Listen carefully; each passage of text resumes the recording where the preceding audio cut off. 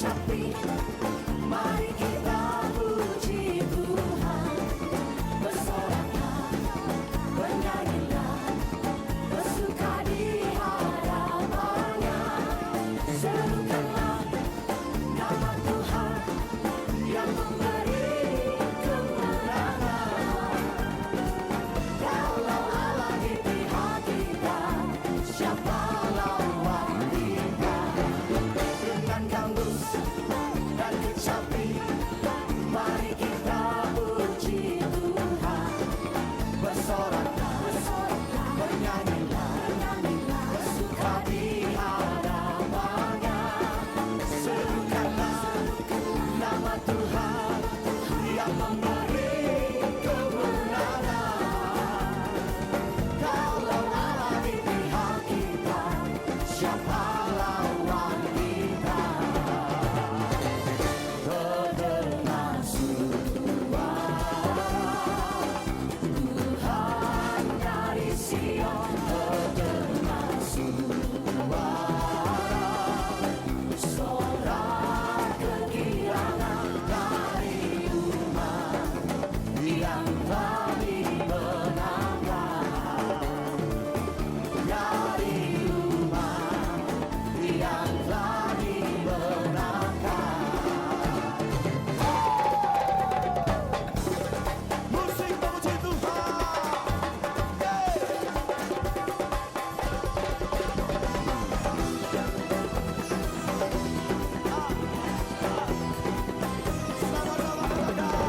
Dengan gambus dan kecapi, mari kita puji Tuhan. Bersoraklah, bernyanyilah, bersuka di hadapan-Nya. Serukanlah nama Tuhan yang memberi kemenangan. Kalau Allah di pihak kita, siapa lawan kita? Terdengar suara Tuhan dari Sion, terdengar suara sorak kegirangan dari umat yang telah dimenangkan, dari umat yang telah dimenangkan, dari umat yang telah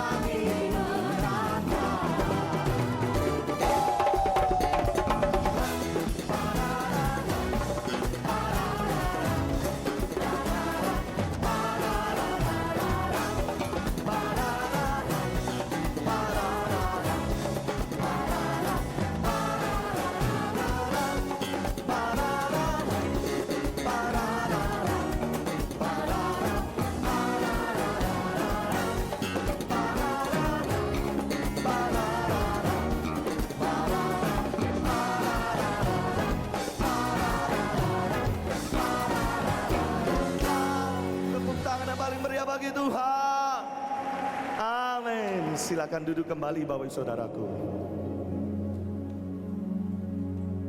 Berapa banyak kita yakin dan percaya pagi hari ini bahwa kasih dan kesetiaan Tuhan itu sempurna bagi kita. Lambaikan tangan Bapak Ibu. Dan kasih itu akan selalu menyertai hidup kita hari ini dan sampai selama-lamanya. Terima kasih Tuhan.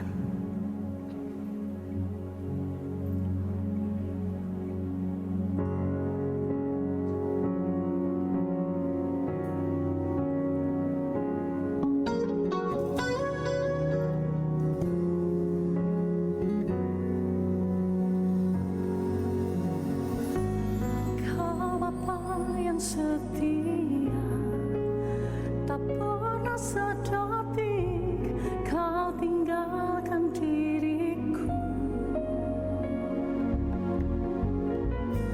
Hatiku teguh di dalam janji-Mu sampai ku melihat kuasa-Mu.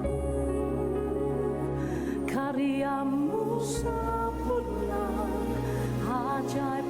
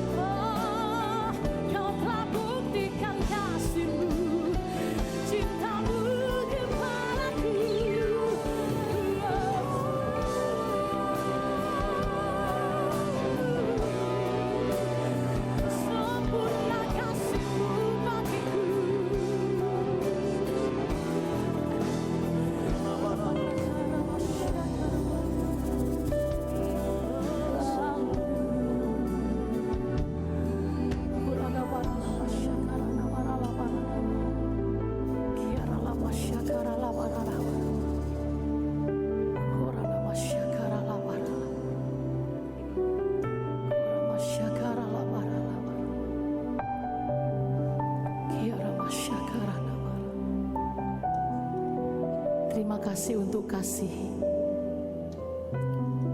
yang sungguh sempurna yang kami terima dalam kehidupan kami. Tuhan, kami tahu kelahiran-Mu di muka bumi ini adalah awal di mana kami memperoleh kasih yang sempurna itu. Kau bukan hanya lahir dan datang ke dunia ini, tetapi Engkau memberikan diri-Mu untuk kami semua, supaya setiap kami yang percaya kepada Engkau tidak binasa, melainkan beroleh hidup yang kekal. Bapak Ibu, berapa banyak Engkau mensyukuri kasih ini, kasih yang tidak kita dapatkan dari dunia, kasih yang tidak kita dapatkan dari yang lain, kasih yang ada hanya di dalam Tuhan dan Juru Selamat kita, Yesus Kristus Tuhan. Oh, berapa banyak Engkau bersyukur. Angkat hati dan kedua tanganmu. Mari menyembah dengan ucapan syukur kepada Tuhan. Dia sempurna untuk kita semua, dan Dia membuktikannya dengan kedatangannya di muka bumi ini. Terima kasih ya Tuhan.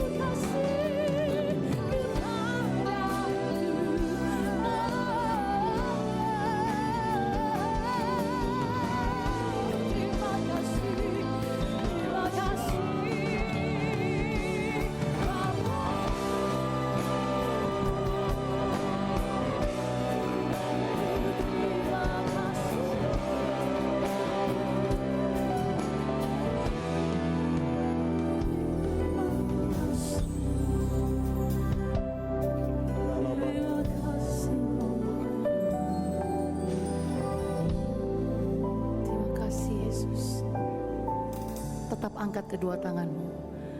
Karya-Mu sempurna. Bapak Ibu sendiri. Lord, we are so grateful.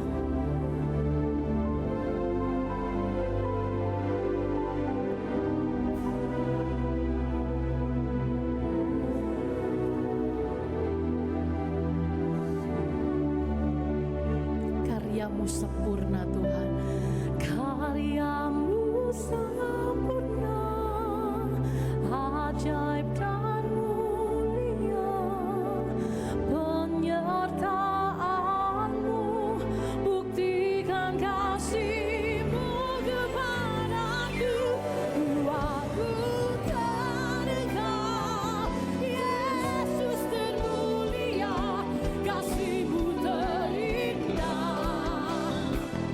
Karya-Mu sempurna, ajaib dan mulia, penyertaan-Mu, buktikan kasih-Mu kepadaku, aku terdekat, Yesus termulia, kasih-Mu terindah, kasih-Mu terindah.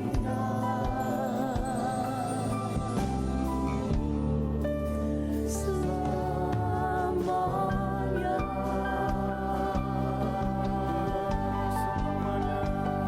Mari jemaat Tuhan, kita bersyukur dengan tepuk tangan yang panjang. Mari kita sembah Dia dengan sorak-sorai.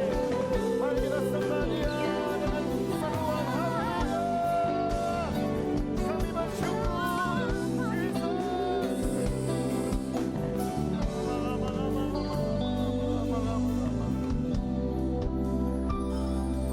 Sungguh kami mengucap syukur untuk Natal ya Tuhan.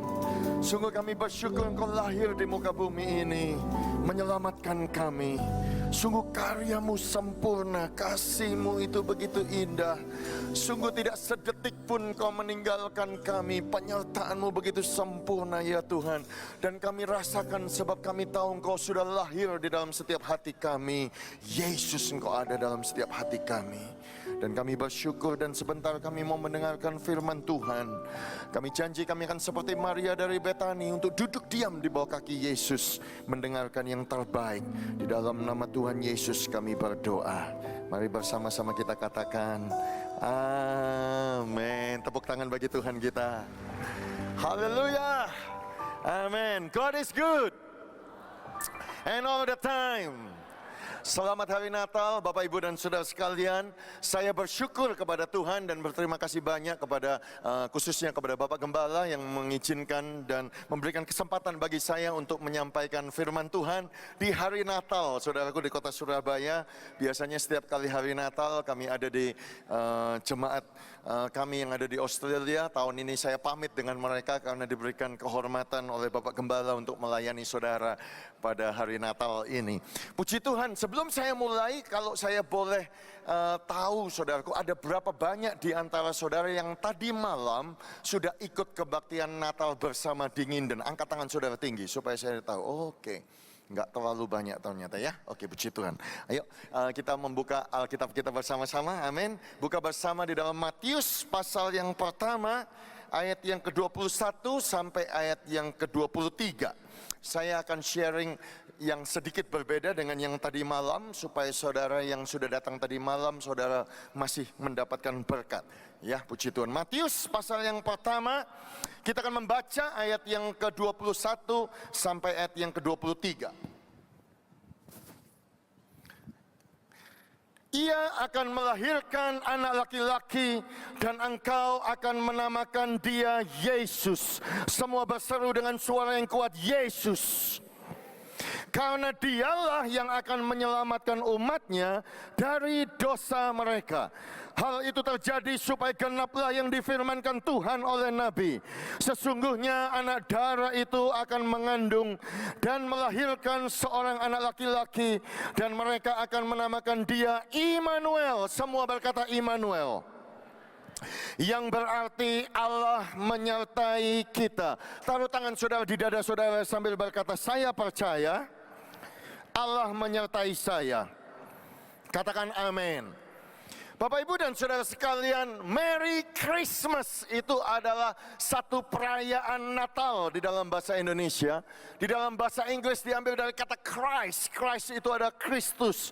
Christmas artinya festival Kristus. Festival yang merayakan Yesus Kristus lahir ke muka bumi ini. Sayangnya kita hidup di zaman modern, saudara-saudaraku. Di zaman modern ini mereka sudah banyak yang mengganti kata Kristus. Mereka berusaha menghilangkan kata Christ. Di tempat saya tinggal di Australia, saudara-saudaraku, mereka mulai mengganti dengan kata X.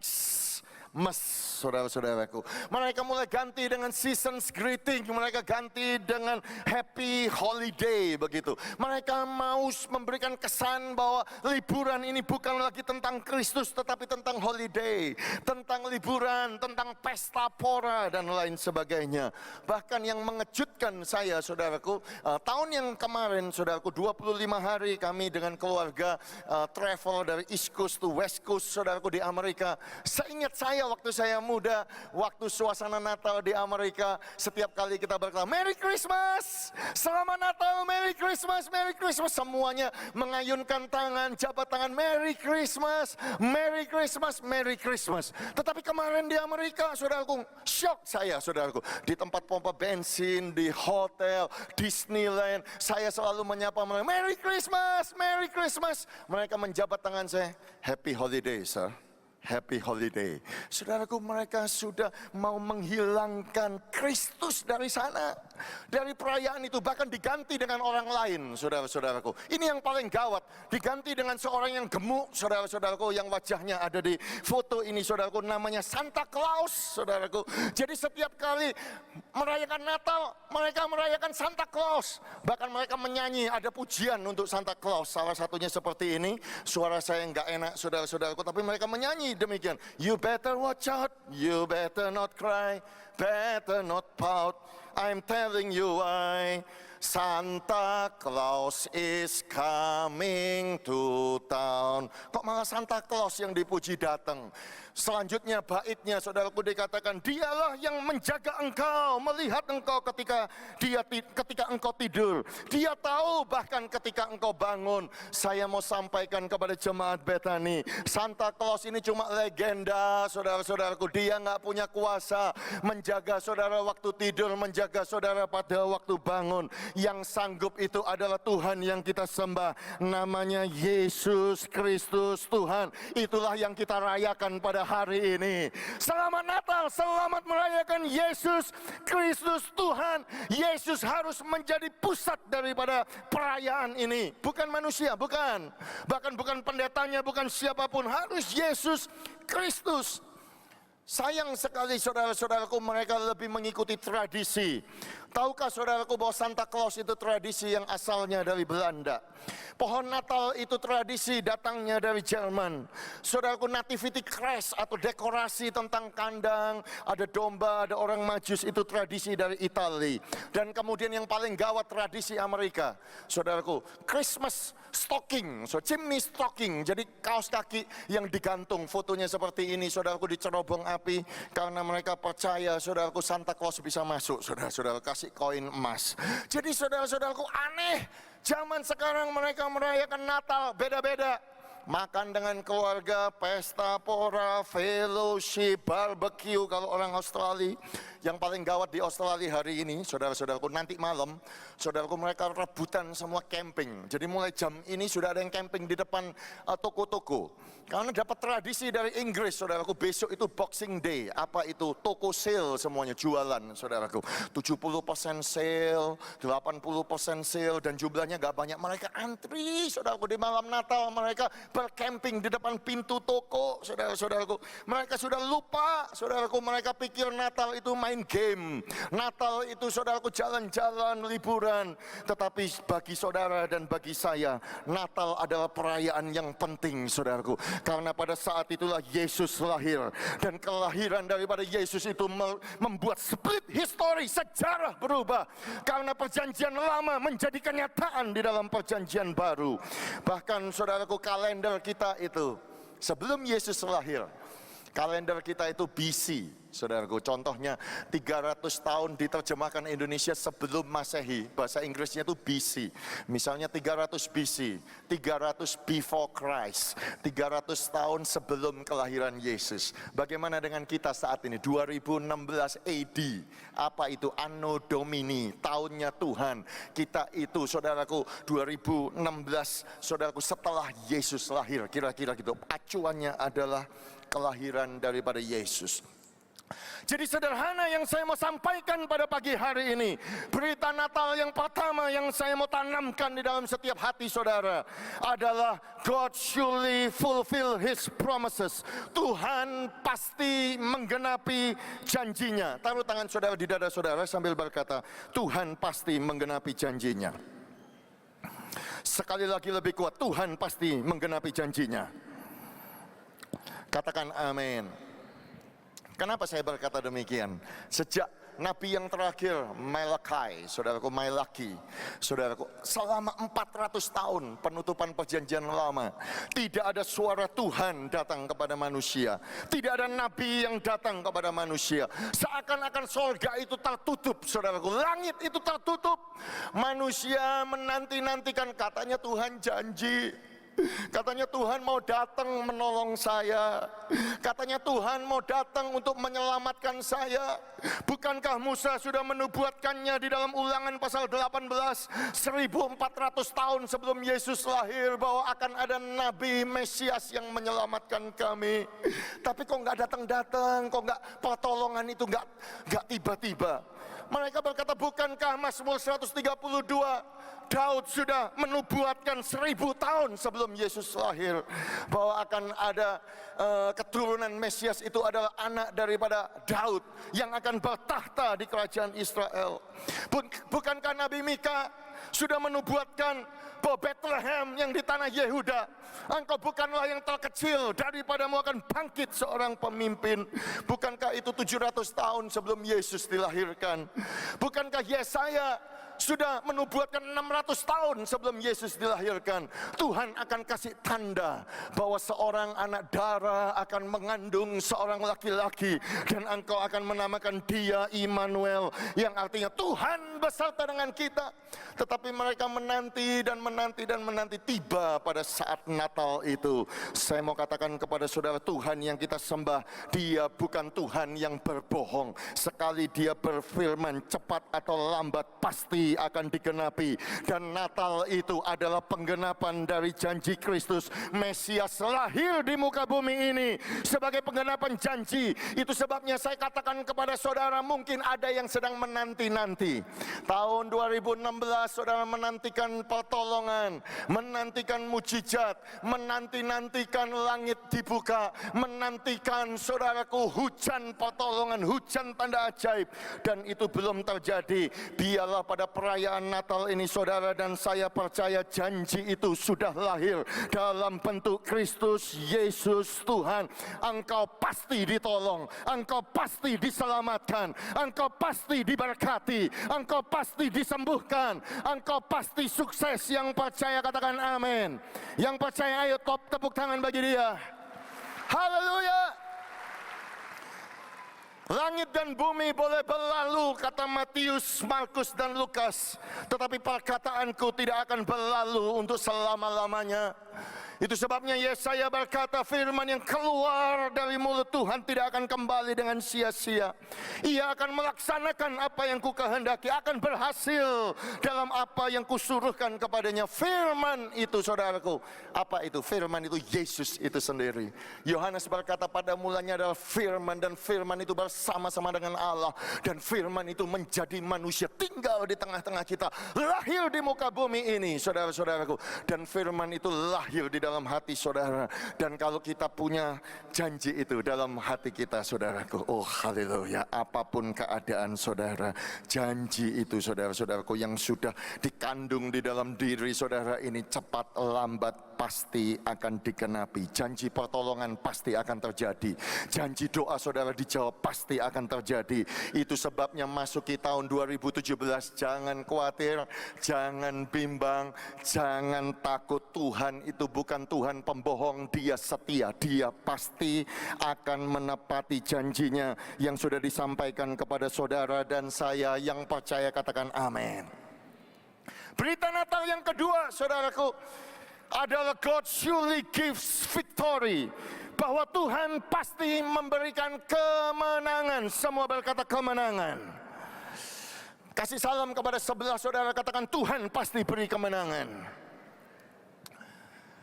Kenapa saya berkata kelahiran Yesus itu bukan saja bukti bahwa Tuhan menggenapi janjinya, dan janji itu pasti digenapi karena janji itu lahir dan ada dalam hati saudara, tetapi itu adalah bukti bahwa Tuhan memberikan kemenangan. Karena Kejadian pasal 3 ayat yang ke-15, Tuhan sudah berbicara kepada Adam dan Hawa dan setan itu, dan yang waktu itu berbentuk ular saudara-saudaraku. Dan Tuhan sudah berkata kepada mereka dan sudah menetapkan sebelum kita semua ini ada saudara-saudaraku. Dan ini yang Tuhan katakan, aku akan mengadakan permusuhan antara engkau dan perempuan ini, antara keturunanmu dan keturunan perempuan ini. Keturunan perempuan ini akan meremukkan kepalamu. Saya mau bertanya dengan hormat kepada saudara semua, ada berapa banyak di antara saudara yang merupakan keturunan seorang perempuan? Angkat tangan saudara tinggi. Oke, enggak sama, coba sekali lagi saya dengan hormat. Ada berapa banyak yang merupakan keturunan seorang perempuan? Oh, banyak yang angkat tangan saudara-saudaraku. Nah, saya minta maaf saudara-saudaraku, tetapi saya mau mengatakan banyak orang Indonesia itu salah kaprah saudara-saudara. Mereka berkata saya keturunan seorang perempuan, keliru saudara-saudara. Ini maaf saudara, maaf ya, maaf. Saudaraku, karena wanita itu tidak punya sperma, wanita cuma punya sel telur. Yang memberikan benih itu pria saudaraku. Jadi seorang pria yang memberikan benih. Jadi kalau ada seorang anak muda saudaraku yang datang kepada saya, kok puji Tuhan aku sudah hamil, oh haleluya engkau sudah hamil. Siapa bapaknya? nggak ada bapaknya. Loh, kok bisa nggak ada bapaknya? Oh, ini karena Roh Kudus, mengandung karena dari Roh Kudus. Saudara percaya nggak, saudara? Pasti saudara tidak akan percaya. Kenapa? Karena tidak mungkin. Karena kita semua tahu, sekalipun pemerintahan Obama, saudara-saudara, Presiden Obama melegalkan, saudaraku, perkawinan sesama jenis, laki-laki dengan laki-laki, wanita dengan wanita, dan mereka bisa adopsi, saudaraku, sebagai keluarga.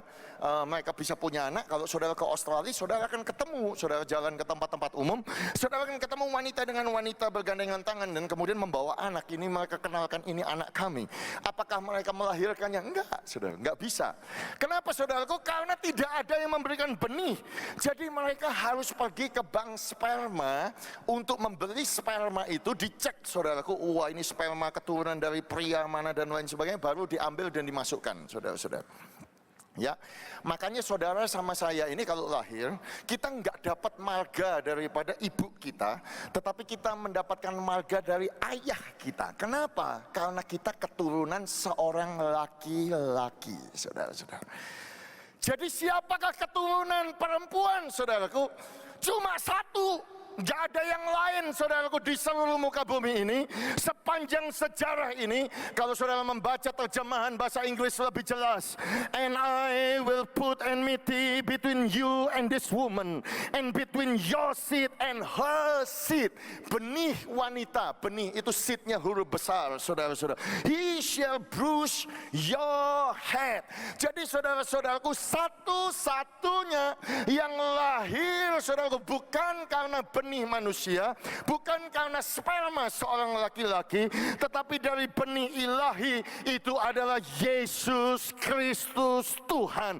Makanya Yesaya berkata, seorang anak darah, anak perempuan muda, bahasa Inggrisnya virgin, seorang perawan, saudara-saudaraku. Dan itu satu-satunya hanya Yesus Kristus Tuhan. Dan dia lahir dari seorang perawan, dan dia sudah lahir, dan dia sudah meremukkan kepala daripada setan itu. Berita baiknya adalah Yesus lahir, kuasa iblis sudah dikalahkan, kuasa kegelapan atas diri saudara sudah dikalahkan. Yang percaya katakan amin. Yang percaya sorak-sorai bagi dia. Haleluya. Makanya di dalam perjanjian lama, kalau saudara perhatikan Abraham itu berkata dalam hatinya, mungkinkah bagi seorang yang berumur 100 tahun dilahirkan seorang anak? Mungkinkah Sarah yang telah berumur 90 tahun melahirkan seorang anak? Roma berkata Abraham tahu bahwa rahim Sarah itu sudah tertutup, sudah tidak mungkin. Makanya Abraham doanya demikian, Tuhan, sekiranya Ismail saja yang diperkenankan hidup di hadapanmu. Tetapi Tuhan ngomong kepada Abraham, enggak bisa, tidak, melainkan istrimu Sarah yang akan melahirkan anak laki-laki bagimu, dan engkau akan menamai dia Ishak, dan aku akan mengadakan perjanjianku dengan dia menjadi perjanjian yang kekal untuk keturunannya. Sebetulnya sederhana, kenapa bukan Ismail? Karena Ismail itu lahir dari benih Abraham, benih manusia. Ismail itu lahir dari Hagar, perempuan yang masih muda yang mampu. Tetapi Ishak itu lahirnya ajaib, saudara-saudaraku. Karena apa? Rahim Sarah sudah tertutup, mati, saudaraku, gak punya kandungan, kira-kira begitu, saudara-saudaraku. Dan Abraham sudah gak punya benih, gak punya sperma. Tetapi karena dia yang dijanjikan, dia yang dinantikan, janji itu, saudaraku, benih itu ditanam dari Tuhan kepada rahim daripada Sarah, sehingga lahirlah Ishak itu. Makanya kita percaya anak perjanjian itu Ishak, bukan Ismail. Karena apa? Karena Paulus menjelaskan sekali lagi kepada jemaatnya di Galatia, saudaraku. Bukankah ada tertulis bahwa Abraham mempunyai 2 anak, seorang dari perempuan yang menjadi hamba, seorang dari perempuan yang merdeka. Tetapi anak dari perempuan yang menjadi hamba diperanakkan menurut daging, diperanakkan karena mereka mampu, diperanakkan karena manusianya yang bisa. Tetapi anak dari dari perempuan yang merdeka itu diperanakkan karena janji. Dan ini adalah suatu kiasan menunjukkan kelahiran Yesus itu karena janji. Tetapi Paulus menutupnya di Galatia pasal yang keempat ayat yang ke-28, dan kamu saudara-saudara, kamu sama seperti Ishak, kamu adalah anak-anak janji. Saudara dan saya lahir karena janji itu, saudaraku. Dan janji itu tinggal di dalam diri kita. Saudara-saudaraku yang kasih, itu sebabnya saya percaya, saudaraku, di dalam my view, di dalam pandangan teologi saya, walaupun banyak mungkin kelompok yang tidak setuju, tetapi saya sungguh percaya itu sebabnya doktrin kita percaya Yesus dilahirkan dari perawan Maria, saudaraku. Bahkan Tuhan tidak memakai, saudara, darah daripada Maria. Kalau darah kandungan bayi itu ada darahnya Maria dan dilahirkan, saudara dan saya ditebus dengan darah manusia. No. Kita ditebus, Alkitab berkata, dari darah yang mahal, saudaraku, darah yang berharga, saudaraku, darah daripada Tuhan sendiri. Itu cuma dipinjam saja, saudara-saudaraku. Oh, haleluya. Dan percayalah, berapa banyak di antara saudara yang percaya kepada Yesus Kristus Tuhan, sudah lahir baru, masukkan Yesus dalam hati saudara. Angkat tangan saudara tinggi. Amin. Berarti ada kemenangan yang lahir di dalam diri saudara. Karena Yesus menang terhadap kuasa kegelapan, otomatis saudara pun akan mendapatkan kemenangan dari kuasa kegelapan dari dunia ini. Saudara belum mendengarnya, otomatis saudara pun mendapatkan kuasa kemenangan atas iblis. Saudara. Ayo, kalau tepuk tangan yang semangat bagi Tuhan kita ini. Oh, haleluya. Haleluya. Haleluya, oh, panas sekali. Saya tahu saudara kipas-kipas. Saudara tadi malam pun juga lebih panas dari ini karena 35.000 orang, banyak orang pulang, nggak cukup. Makanya mungkin saudara datang, puji Tuhan. Nah, sekarang saya mau sambung, saudara-saudara, ya, apa yang saya sampaikan tadi malam. Berita Natal yang ketiga, saudaraku. Saya percaya Tuhan melindungi saya. God surely provide protection. Katakan bersama dengan saya, perlindungan. Taruh tangan saudara di dada saudara sambil berkata, saya percaya Tuhan melindungi saya. Mari lebih kuat lagi, saya percaya Tuhan melindungi saya. Katakan amin. Bapak, Ibu, dan saudara sekalian, saya percaya pesan dari Bapak Gembala kita sangat profetik sekali. Pada waktu saya pulang, saya tanya kepada Bapak Gembala, kenapa kok pohon Natalnya itu seperti itu, saudara, ya. Saudara duduknya jauh, saudara tidak sempat. Nanti selesai ibadah, saudara bisa datang mendekati pohon Natal itu. Pohon Natal itu tingginya 12 meter, isinya 1130 payung, saudara-saudara. Ya, payung. Saya tanya, kenapa kok bentuknya harus payung? Beliau berkata, supaya mengingatkan jemaat daripada Betani bahwa kita itu selalu bernaung di bawah lindungan Tuhan yang Maha Kuasa.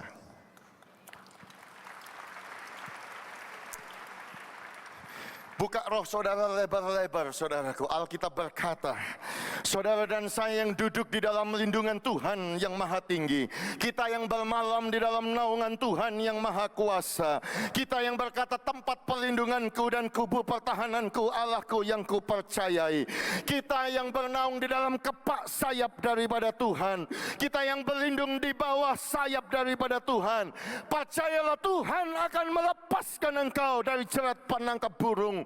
Di tahun yang mendatang Tuhan pasti melepaskan engkau dari penyakit sampar yang busuk, sehingga engkau tidak akan takut kepada kedahsyatan malam. Engkau tidak perlu takut kepada panah yang terbang di waktu siang, terhadap penyakit sampar yang berjalan di dalam kegelapan, terhadap penyakit menular yang mengamuk di waktu petang.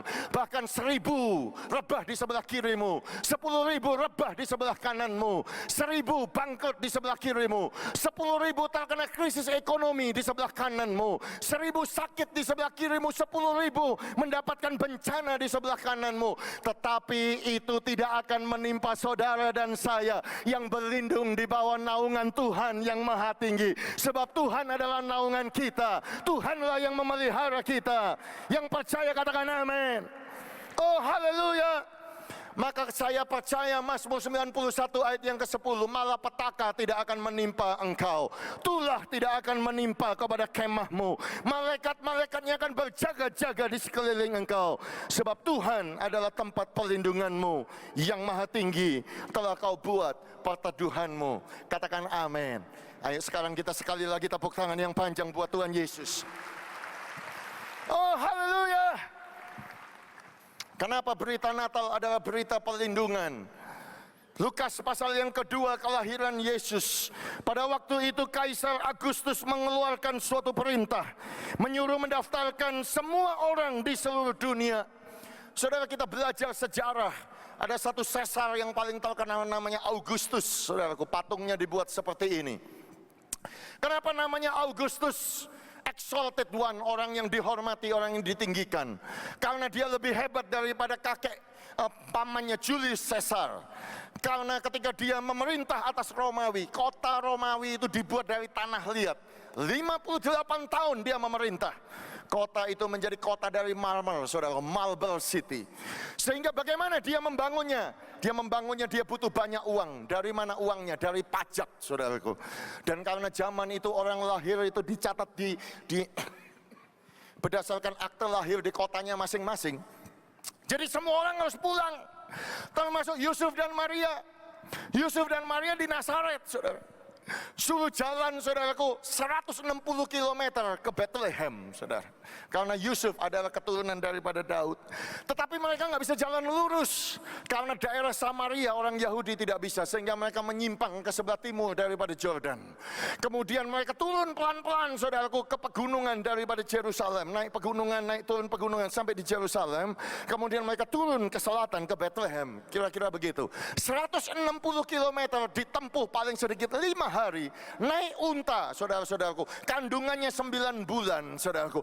Guduk-guduk begini, saudaraku. Naik turun tidak ada jalan aspal. Semua dokter berkata pasti keguguran, pasti mati, tidak mungkin selamat. Tetapi karena yang dikandung adalah pencipta langit dan bumi, yang dikandung adalah Immanuel, Yesus Kristus, tetap mereka selamat, saudaraku. Walaupun mau dibunuh sama Herodes, saudaraku, mereka harus lari ke padang gurun Zin, saudaraku. Padang gurun yang tidak ada airnya, mereka pun tetap selamat. Saya mau sampaikan secara profetik kepada jemaat Betani, apapun yang akan engkau lalui di tahun yang mendatang, di tahun 2017, engkau harus lewat air, engkau harus lewat api, engkau harus lewat padang gurun, naik gunung atau turun lembah, saya enggak peduli. Selama ada Yesus, saudaraku, di dalam diri saudara, engkau pasti selamat. Oh haleluya. Pasti diselamatkan, pasti dilindungi. Saya memberikan bukti kepada saudara, berita Natal adalah Tuhan melindungi kita. Kita semua tahu pada waktu Jenderal Titus pada tahun 70 menghancurkan Yerusalem. Saudaraku, dia mengusir semua orang Kristen dan semua orang Yahudi keluar dari tanah Kanaan. Dan dia mengganti tanah Kanaan itu menjadi tanah Palestina, saudara-saudaraku, di tahun yang ke-70. Saudara-saudaraku yang kasih, tetapi karena kasih karunia Tuhan, Konstantin Agung dari abad yang ketiga dia bertobat, saudaraku, dengan ibunya Ratu Helena. Saudaraku, sehingga Konstantin Agung mengumumkan, saudaraku, kekristenan menjadi agama dunia. Semua negara yang dia jajah harus menganut agama Kristen. Sehingga saudaraku, Ratu Helena kembali ke tanah perjanjian. Saudaraku, mencari tulisan daripada buku Josephus, ahli sejarah daripada Yahudi, mencari lokasi di mana Yesus dilahirkan. Ketemu, ini tempat Yesus dilahirkan. Dibangunlah gereja Nativity, saudaraku, gereja Yesus dilahirkan.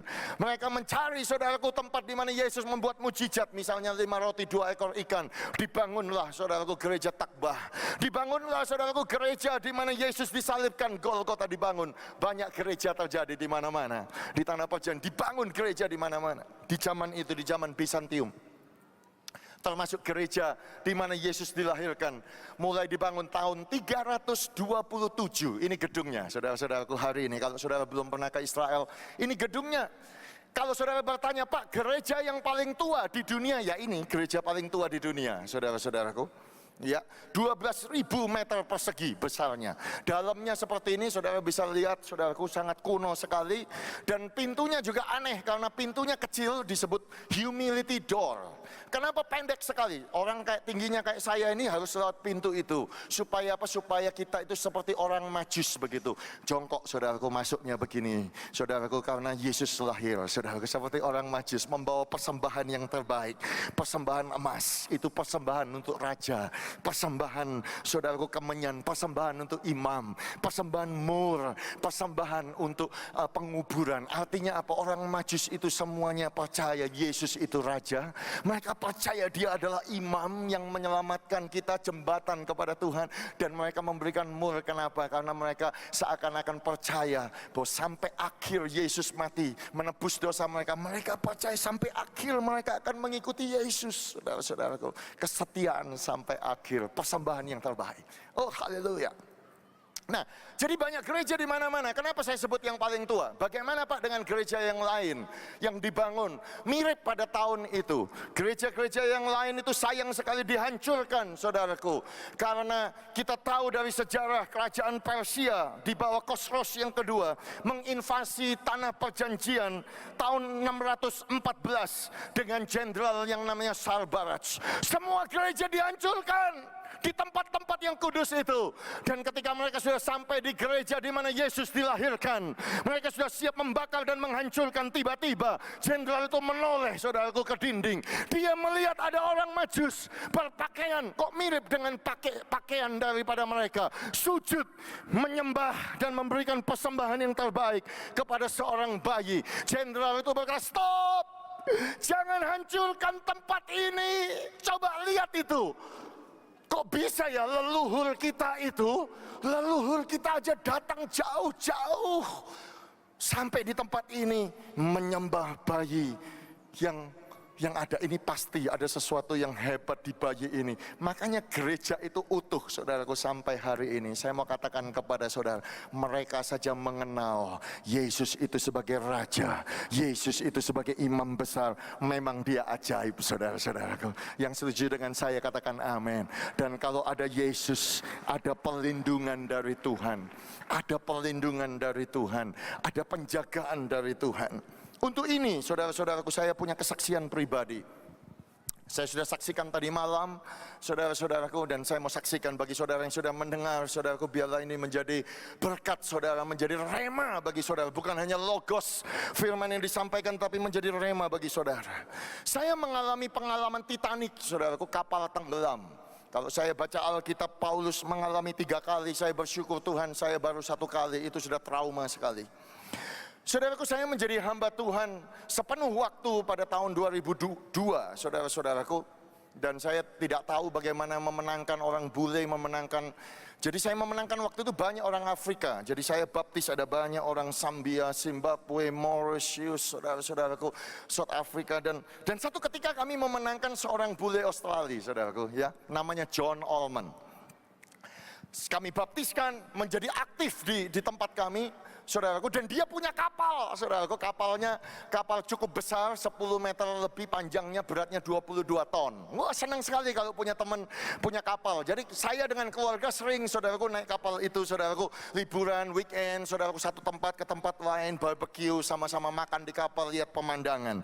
Bahkan tanggal 26 Januari pada tahun itu, saudara-saudaraku, ada 35 jemaat kami total ada di kapal itu melihat kembang api di sungai Swan River.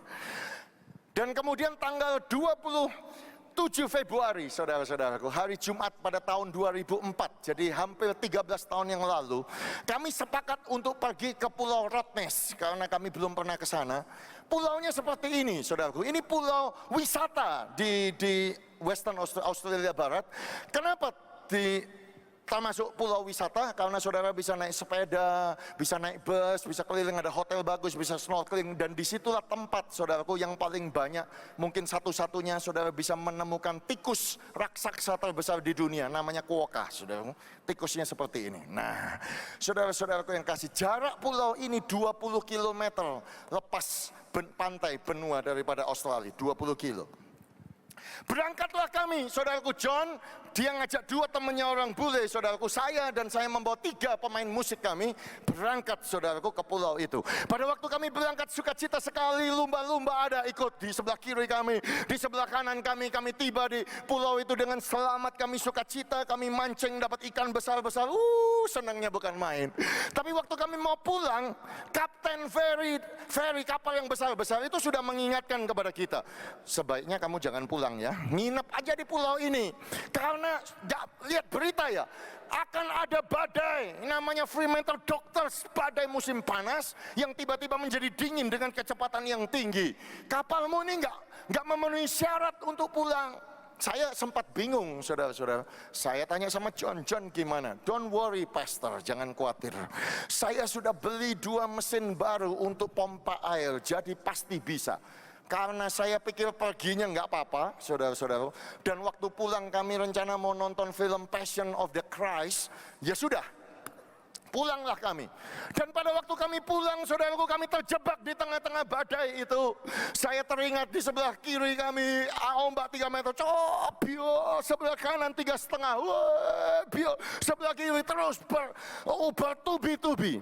Saya ini sehat, kuat, saudaraku, 3 kali deep sea fishing di tengah lautan, saudaraku, tidak pernah mengalami mabuk laut. Hari itu saya mabuk laut, semua yang saya makan, semua yang saya minum tumpah kalau ya, saudara, bukan saya gantian yang itu tumpah, yang ini tumpah, semua 6 tumpah, sakit sekali. Pemain musik kami berkata, Kohenan, apa yang Tuhan Yesus lakukan di tengah badai? Saya jadi ingat Alkitab, Yesus tidur, saudara-saudaraku, di perahu di tengah badai. Saya berkata kepada, ayo tidurlah kita, saudara. Berusaha tidur, saudara, supaya enggak sakit mabuknya itu, saudara. Betul, tidur sudah enakan. Begitu mendekat kepada North Mall, kami melihat ada karang-karang, saudara, kami dibangunkan oleh John. Bangun, kapal tenggelam, ambil pelampung. Saya bilang, John, jangan guyon, ini kan di laut. Saya enggak guyon, ambil pelampung, kapal tenggelam. Wih, langsung sembuh seketika, saudara-saudaraku, kami semua. Rebutan cari pelampung, cuma ketemu 5 pelampung, saudara-saudaraku. Saya mulai berdoa dengan suara yang keras, Gura bakasi kita karau, saudara, sekuat tenaga, Immanuel, tolong kami Tuhan, sertai kami Yesus. Sayang tidak ada mujizat, saudara-saudaraku. Nah, dulu saya pikir, saudara-saudara, Titanic itu bohong. Bahwa film yang dibuat Leonardo DiCaprio itu, saudaraku, kapal itu belakangnya tenggelam dulu, kemudian depannya naik ke atas begini, kemudian tenggelam dengan garis lurus. Saya pikir itu bohong, supaya kita tegang aja nonton film. Ternyata enggak, ternyata betul. Karena mesin kapal itu yang berat itu di belakang. Jadi begitu mesin itu mati, saudaraku, jadi yang paling berat yang tenggelam, dan beratnya besar sekali, berat masuk air. Kami mulai merasakan yang depan mulai mengangkat, saudara. Nah, waktu itu mengangkat, saudara, terjadilah kekacauan, saudaraku. Kita kehilangan iman di kapal itu, saudaraku. Oh, yang bule itu mulai teriak, I don't wanna die, I cannot swim. Aku nggak bisa berenang, aku nggak mau mati, nggak mau. Wah, muter-muter, saudara. Berusaha ditenangkan, saudara. Nah, 3 pemain musik kami, saudaraku, kami semua punya handphone. Terjadilah kekacauan. Saudaraku, mulai salah satu, saudaraku, telepon temannya, saudara. Tolong panggil polisi, aku tenggelam. Yang betul, kamu tenggelam. Betul, kami tenggelam, panggil polisi. Temannya, kamu tenggelam? Nah, terus kameraku yang baru yang kamu pinjam itu bagaimana? Wah, kok masih tanya kamera, saudara-saudara? Iya toh. Kemudian yang satu, saudaraku, telepon orang tuanya ada di Bandung. Saya juga bingung. Waktu itu yang nggak nyetop, saudaraku. Setelah kita pikir-pikir, iya, kalau kita sudah dalam keadaan yang kepepet, semuanya bisa dilakukan aneh, saudara-saudara. Dia telepon papi maminya, papi kok mami nggak ngangkat di Bandung? Loh, masih diangkat pun, saudara-saudara. Kita di Australia, loh, saudara-saudara. Yang satu telepon pacarnya, tolong panggil polisi, disambungkan ketemu. Where are you? Kamu di mana? I don't know. Aku nggak tahu. Kasihkan temannya. Temannya pegang, saudaraku. Where are you? Water, air. Di mana air? Saya berkata kepada John, pakai radio. Panggil, tolong. Aku nggak tahu caranya pakai radio, nggak ada radio di kapal ini. Ini kan aku pertama nyetel kapal di lautan. Kaget juga, saudara-saudaraku. Akhirnya saya baru tahu kapalnya tidak layak karena tahun 1960 dibuatnya, dan dari kayu, nggak boleh di laut bebas, harusnya di sungai saja, saudara-saudaraku. Dan kami pakai di lautan. Kami teriak, Mayday, Mayday, help, nggak ada yang dengar, saudara-saudara. Mulai kapal itu mulai naik, kami mulai naik ke atapnya, saudaraku, di atasnya. Tapi ya puji Tuhan, Tuhan itu ya baik, saudara. Tiba-tiba ada 2 orang Australia keluar mancing, saudara-saudara. Kok ya pas gitu waktunya. Naik kapal tinggi, kapal yang aluminium kecil begitu dengan mesin tembak. Jemput kami, saudara-saudara. Muter-muter, saudara, berapa kali. Kami loncat ke sana, saudaraku. Saya selamatkan handphone dulu, lempar handphone, mahal, saudara-saudara. Ya toh. Wah, saudara-saudara, tumpuk-tumpuan saya loncat, ditumpuk sama orang. Aduh, sakit. Nggak peduli, saudara, karena sudah menyelamatkan diri semuanya. Orang yang terakhir masuk jebret, katanya Luki itu bilang, Kohanan, waktu itu langsung kapal hilang di tengah lautan. Dan kapal tinggi, kapasitas 2 ditambah 7 jadi 9, berat, saudara. Kerek. Tapi kami selamat sampai di daratan tanpa kekurangan suatu apapun, karena kasih karunia daripada Tuhan. Oh, haleluya. Saudara-saudaraku, saking tegangnya dan karena kami illegal diturunkan di penyeberangan ferry, jadi kami nggak minta kontak, nggak kenalan, saudara-saudaraku, dan mereka pergi begitu saja. Saya berkata kepada John, catat itu, setiap alat transportasi, saudara-saudaraku, saudara perlu ada plat nomornya atau namanya. Catat, iya, dia cepet-cepet catat, saudara. Nanti saya kontak, saya pikir nanti saya kirim coklat, begitulah kira-kira. Gitu. Dan kemudian minggu itu anak 3 itu bersaksi bagaimana Tuhan itu ajaib, bagaimana Tuhan itu luar biasa. Saya sampai nggak khotbah, cuma doa berkat. Selesai doa berkat, orang-orang datang dan berkata, Pastor, ada yang salah di cerita kamu. Loh, apanya yang salah? Bukankah ini terjadi? Kamu nggak lihat berita ya? Kami terkenal, saudaraku, masuk channel 7, channel 9. Di Indonesia itu masuk RCTI, SCTV, berita sore. Waduh, malunya bukan main, nggak mau diwawancarai, saudara-saudara. Trauma sekali. Ya, dan mereka bilang, iya, kami lihat kamu di berita, iya toh, ada 7 orang diselamatkan dari kapal yang tenggelam begitu di Fremantle. Wah, terkenal, saudara-saudara. Tapi nggak mungkin doh, yang nggak mungkin apa yang nggak mungkin itu kok bisa ada orang bule sebodoh itu, 2 orang sudah diumumkan di berita ada badai datang, dia malah keluar menyongsong badai, mancing terus jemput kamu bawa pulang. Rasanya nggak klop gitu ceritanya. Saya masih nggak mudeng, saudara. 1 minggu ditunggu, 2 minggu ditunggu, 3 minggu John datang kepada saya, Pastor, saya sudah cari di kantor polisi, di Water Police, di Fremantle Authority, nggak ada yang ngaku siapa yang nolong kita. Jadi saya mau memberitahu kepada saudara, 27 Februari tahun 2004 ada 2 orang yang menyelamatkan saya dengan tim ini. Saya tidak tahu namanya dan siapa sampai hari ini. Jadi kami cuma mengambil kesimpulan itu pasti malaikat yang Tuhan kirimkan untuk menolong kami. Oh, haleluya. Kenapa saya sharing ini kepada saudara? Saya mau menguatkan saudara bahwa dia bukan saja Immanuel yang tinggal bersama dengan saudara. Dia adalah Allah yang melindungi saudara. Dia adalah Tuhan yang memelihara saudara. Masuki tahun 2017, percaya dengan iman, janji Tuhan pasti digenapi. Masuki tahun 2017, percaya dengan iman, kemenangan sudah dijamin bagi Tuhan dari Tuhan. Masuki tahun 2017, percaya ekonomi saudara dipelihara oleh Tuhan, keluarga saudara dilindungi oleh Tuhan, kesehatan saudara dilindungi oleh Tuhan, dan masa depan saudara pasti baik, dan saudara dan saya akan menjadi jemaat keluarga Betani yang sukses dan berkemenangan. Yang setuju tepuk tangan bagi dia. Oh, haleluya. Oh, haleluya. Saya undang pemain musik untuk kembali. Kalau saudara perhatikan filosofi dari pohon Natal payung itu, saudara-saudara, dari 1130 payung yang ada di situ, ada 3 jenis payung, saudara-saudaraku. Ya, payung yang pertama jenisnya, saudaraku, punya payung tapi ditutup, saudara-saudara. Ya, ditutup. Ya, nggak mau berlindung. Ada orang-orang Kristen seperti itu. Kalau saudara perhatikan di sana ada yang dibuka cuma separuh-separuh. Artinya minta tolong sama Tuhan separuh-separuh. Tapi ada yang dibuka sepenuhnya. Dan kami berdoa supaya jemaat Betani memasuki tahun 2017, kita membuka payung kita lebar-lebar.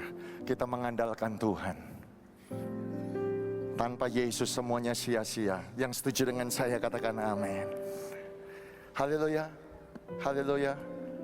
Saudara-saudaraku yang kasih, banyak orang bertanya, Pak, kenapa saya masih belum lihat mujizat? Kenapa kadang-kadang keselamatan belum terjadi? Biar saya cerita ini, saudara.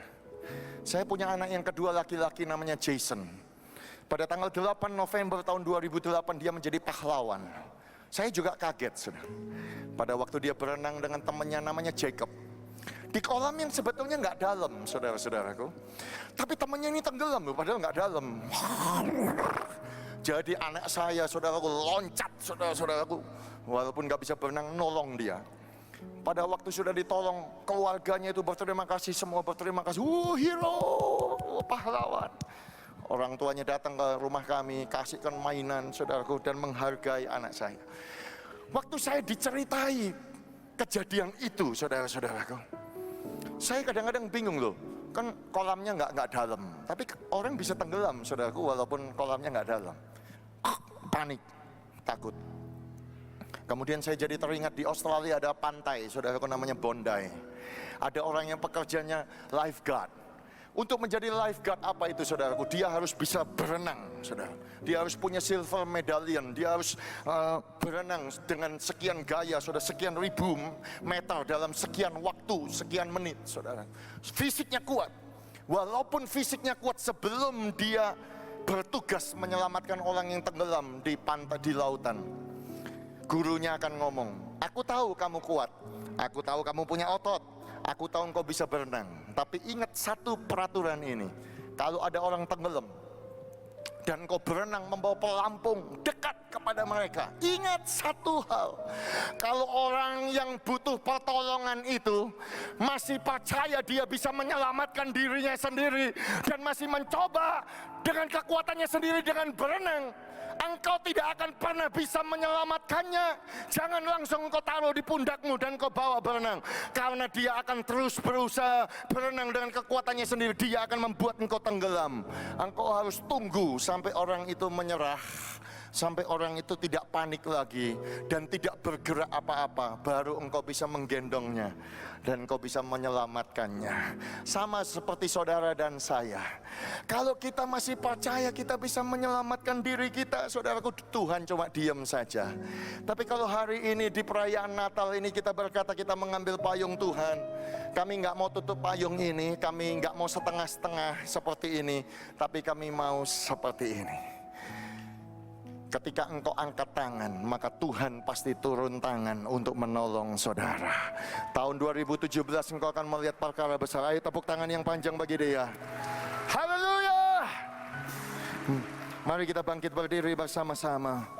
Marilah kita mulai menyembah Tuhan, mulai bersyukur untuk Natal, bahwa janji itu digenapi, keselamatan itu digenapi, pertolongan itu digenapi, Immanuel itu digenapi, kemenangan itu sudah digenapi, kesembuhan itu sudah digenapi.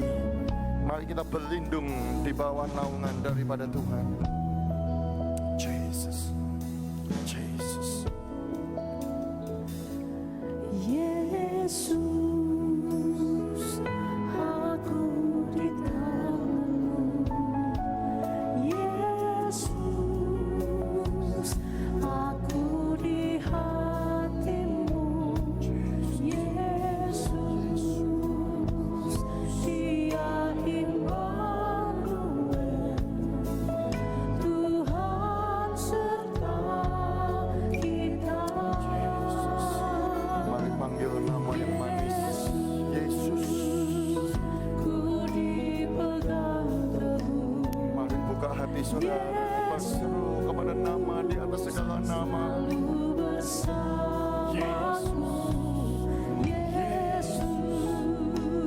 Nama Yesus. Sebab di bawah kolong langit ini, di atas muka bumi ini, tidak ada nama lain yang diberikan kepada manusia yang olehnya diselamatkan selain nama Yesus. Amin, amin.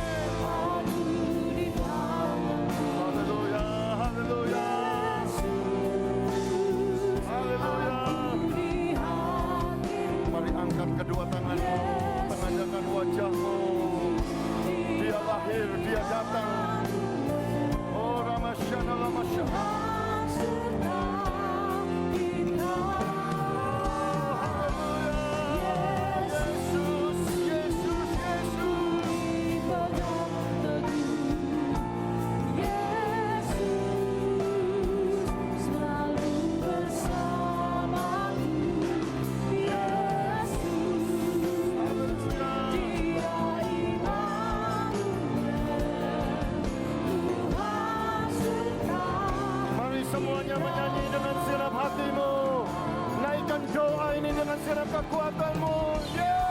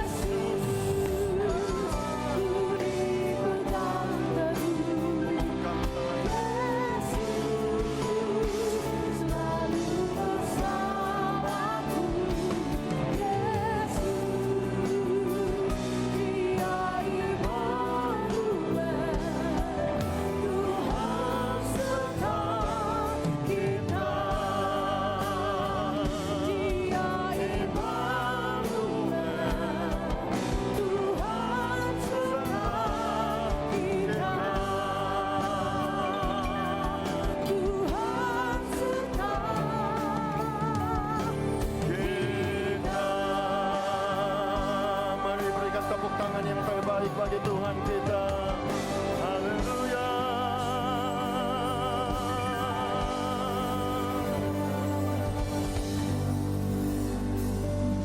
Mari buka kedua tangan saudara, tengadahkan wajah saudara.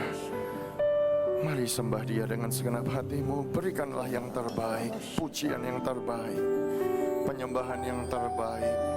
Haleluya. Ramakasyataka ramakasyando. Tuhan sudah memberikan yang terbaik, yaitu Natal. Dia datang ke dunia ini. Oleh sebab itu mari kita respon seperti orang Majusi itu. Mempersembahkan emas, mempersembahkan kemenyan, mempersembahkan mur. Mari dengan segenap hatimu, mari dengan segenap kekuatanmu sembah Tuhan.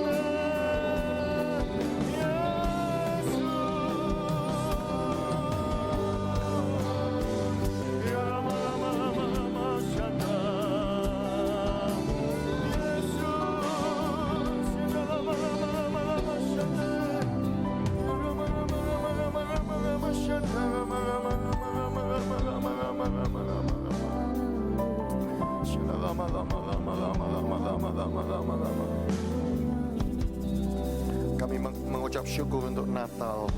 Mari taruh tangan kita di dada kita bersama-sama. Naikkan doa ini dengan segenap hati saudara. Tuhan Yesus, masuklah dalam hati kami. Biar Engkau lahir bukan saja di Bethlehem, tapi Engkau lahir dalam hati kami. Dengan ini Tuhan kami berdoa dan kami mengaku Engkau Tuhan kami, Engkau Juru Selamat kami, Engkau Raja kami. Kami terima Tuhan pemberian yang terbaik ini. Janji itu lahir di dalam hati kami. Kami percaya pasti akan digenapi.